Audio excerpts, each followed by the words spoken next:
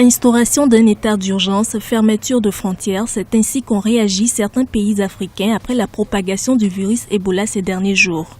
Après son apparition en Guinée, au Libéria, en Sierra Leone, la fièvre hémorragique continue de gagner du terrain, au Nigeria notamment. Le nombre total de cas enregistrés dans le pays est désormais de 14.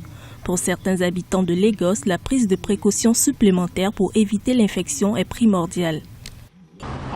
Je suis devenu beaucoup plus attentif, je me lave les mains plus régulièrement et je sensibilise les gens autour de moi. J'ai un chauffeur, je lui demande de faire également attention. Je sensibilise mes proches. Je fais plus attention et j'écoute beaucoup plus les informations pour savoir ce qui se passe et je lis suffisamment les articles sur le virus Ebola pour prendre des mesures. À l'aéroport de Lagos, les voyageurs qui entrent dans le pays sont tous examinés.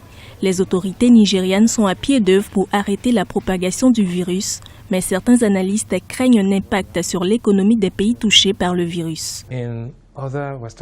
Dans d'autres pays de l'Afrique de l'Ouest, c'est un phénomène qui affecte la vie rurale, il affecte l'activité agricole. On estime dans certains cas que cela réduira probablement la croissance économique d'environ 2%, mais ces économies sont également à la fois des économies rurales et agricoles très tributaires des ressources minières. Donc, nous savons qu'au Libéria, en Sierra Leone et même en Guinée, on trouve du fer, de la bauxite, des diamants, de l'or et autres.